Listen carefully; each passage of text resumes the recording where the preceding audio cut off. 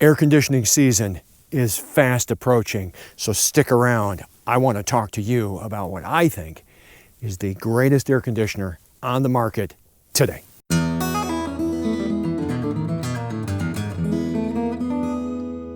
what's up everybody? How you doing? It's me, Rob the RV Guy, coming to you from a very bright sunny day here at the edge of the Badlands boondocking overlook. Fun fact for you before we get into the air conditioning. This location where I'm at today is where this adventure started for me back when I had the flower business still and was going out traveling the country in a Dodge Grand Caravan that I had converted so I could sleep in it. This is the very first spot in South Dakota from Florida that Joelle and I stayed at in our van, and I just love it here so much. I thought today I have a lot of spare time as we're making our way out to Washington that it would be a great day to give you some counsel on air conditioning. Many of you know, if you follow my channel, I've gone through a number of air conditioners. We started out with the Dometic Penguin on this, which was standard out of the factory, very loud. I installed a Rec Pro 13,500 by Houghton air conditioner, or Houghton by Rec Pro, or however you want to word it.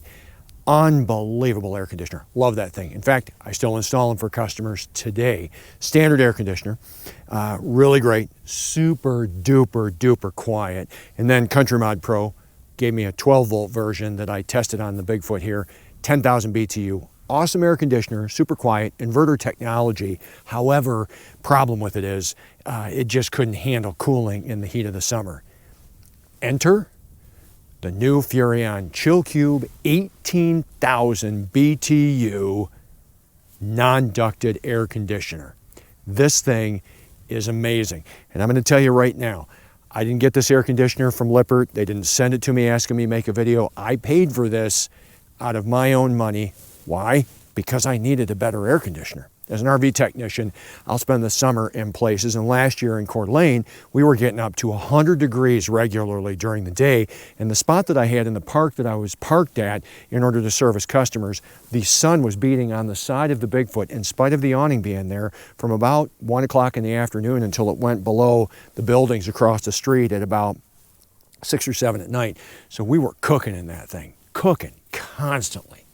I made a decision that I needed to get a new air conditioner, and toward the end of last year, the beginning of this year, I started to see these rumblings about this Furrion Chill Cube. Now this Chill Cube it's an inverter style air conditioner, and if you don't know what that means, let me explain it to you. Most standard rooftop air conditioners come out of the factory and they use a capacitor. They use a capacitor to start the engine. It's basically like a jump starter. A capacitor stores a bunch of energy, so when the compressor is called to come on by the thermostat, the capacitor sends a huge jolt of electricity, of energy to the compressor to get it going, because it takes so much energy to get that thing going. So the amp draw on these things is huge when they start. On top of that, the compressor is running at full tilt the time it comes on until the time it goes off. Look at it like this. You have a Mustang GT, you jam the accelerator to the floor, and then you throw it into drive. And that's basically what these things start. And then when it's time to stop, you just flip the engine off and shove it into park. That's how these things work that are your standard units. The inverter style air conditioners, like this Furrion Chill Cube, they're operating on the same principle that your inverter style generators are operating on, that are more commonplace in the market today. The Hondas, like my Champion dual fuel, where they don't run at full speed all the time. They only ramp up as your system is calling for energy. Well, these inverter style air conditioners operate on the same principle. What they do is the compressor, when you have it on cool, the compressor is literally running, as I understand it, all the time. It just runs very slow. It's kind of like when your car is on idle. And so when your thermostat calls for cooling, what happens with this is the acceleration starts in the compressor, and it starts compressing the gas faster and faster until it reaches a point where it can actually start cooling, and then it starts the process of cooling the rig. So there's not a huge amp draw ever with these inverter style air conditioners. They are amazing. When this thing is on and it calls for cooling, you can't even hear the compressor come on because it ramps up so slowly, and then it cools brilliantly. I want to talk to you a little bit about the cooling and the energy draw in this unit. If, like us, you're off-grid, I've got 2150 watts of solar on the roof there. This air conditioner, on the highest cool, when it is running full tilt, typically will only draw between 500 and 700 watts. Now you want to compare that to your rooftop units now, like even the Rec Pro, the Houghton Rec Pro or Rec Pro Houghton. You'll see that thing hit 1,000, 1,100 watts.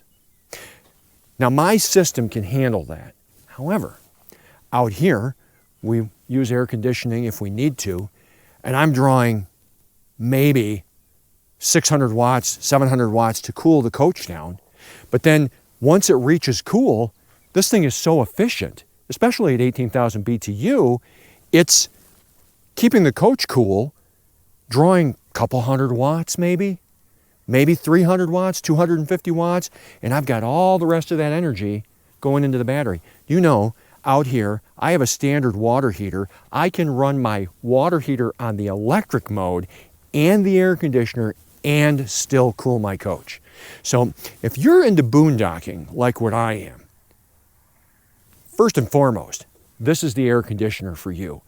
The thing is amazing with regard to its sound. It is so quiet. I've never heard an air conditioner this quiet. I never have. It is unbelievably quiet as far as the amount of noise. When it's on auto, I mean, when it goes on high, you can hear it, but it's not even as loud as what the Rec Pro was. And the Rec Pro, when I installed it, was very, very quiet. So you can see here on my Victron app, I've got the air conditioner on and it is cooling. It's calling for cooling right now. And you can see the amount of wattage that it's pulling from the screen here, and that's on high cool, getting the coach down to being cool. Once the coach reaches cool, it's even going to be less than what you're seeing now. On top of the fact that the unit is very, very, very quiet. As far as the cooling capacity on this goes, it's wonderful. It can easily, when we were hitting the high 90s and we got up to 100 a couple of times when I was in Florida over the winter on a couple of hot days, no problem keeping the RV down at 73, 74 degrees. Didn't have an issue with that one bit. A couple of features that I like about it is it has the swinging door that works. You can turn that on or off, but we use it in the swinging mode all the time.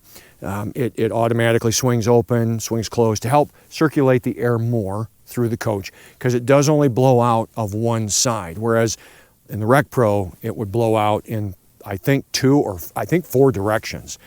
So in that regard, I like the air distribution on the Rec Pro, and the Country Mod Pro would come out all 4 sides too. However, this again moves plenty more than enough air. The cooling is even throughout the coach. One thing that this unit has that the others don't is the follow me mode. And so the remote control actually works as the thermostat for this, and it senses the temperature. So the other models that have a remote control, like the Country Mod, like the Houghton brand, that they don't sense from the remote. The thing that's beautiful about this is, if we wanted to, we can take that remote and we can move it back to the bedroom, for example, and that is actually sending communication to the rooftop unit to cool the coach, to the temperature set on the remote, wherever the remote is setting. So it's an amazing system with regard to the way it communicates back and forth. I just don't think you can go wrong on that. As I'm getting ready to close out here, talking to you about this, one thing I will note, when I installed this, we noted that it is quiet, but it had like a whistle. It had like a whistle, and the higher the fan got in RPMs, the louder the whistle would get. And when I say whistle, not a high-pitched whistle, think of it like you're taking a beer bottle or a Coke bottle, glass bottle. You know how when we were kids we would blow on them? and it would make a sound, and you know, we would tune it by adding more or taking out fluid. That's the sound that it had.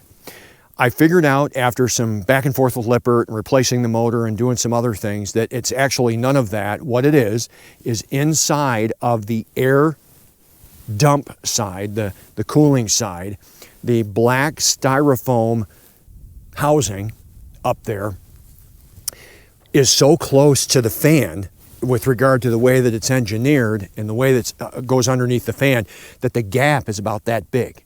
Well, this thing is moving so much air, it causes it to whistle. But I could push the styrofoam and it would change the pitch of the whistle. At first I thought the styrofoam was rubbing on the fan wheel. That's not what it was. It was just a whistling because there's so little space. So what I did is I took a razor cutter and I expanded that. Took some doing, but I expanded that so the gap underneath the blower wheel is about that big now. So there's enough gap underneath there that it doesn't whistle anymore. It's very, very, very quiet. Yep, much quieter. That's on high, no more whistling. I gotta tell you, if you're in the market for an air conditioner, again, I'm making nothing off of this video other than helping you guys out because I talk to so many people and I install so many air conditioners as an RV technician. If I run across something that I think is a major game changer like this, and this thing is a major game changer, both with regard to how efficiently it cools, how much it cools at 18,000 BTU, highest BTU rating on the market right now, but how unbelievably quiet it is. This was a great investment. And I just don't think that you can go wrong if you want to put this in your rig. Hey, if you're not comfortable installing this and you don't know how to get it up on the rig, I've got tools. I've got a lift that gets them up on the rig. Summertime's coming. If I'm in your market and you want to install these things, I'm an e-trailer dealer, so I can get the product for you through my dealer account on e-trailer. We can get it delivered to you and we can get it installed. Just reach out to me at the website, robthervguy.com. You see a link right here, and we would be more than happy to get you on the books to get a new air conditioner in your rig. In particular, if you want to take your rig off-grid like we do and be able to use it on your batteries, this thing is just amazing. It's amazing. I don't know how else to say it. It really is a heck of a piece of equipment. And I think this is the way of the future.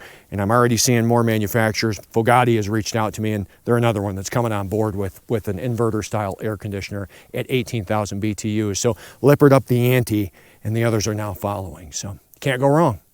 I hope you found this video helpful. If you did, I'd love it if you'd hit the like button, the subscribe button, and hit that bell notification so that you know when another video comes out. As we close out, this video is a video that YouTube thinks you want to see next. This playlist is all things RV modifications. And remember, if you click the circle, you're subscribed. And yes, I would love to have you on board as a subscriber. Until next time, Rob out.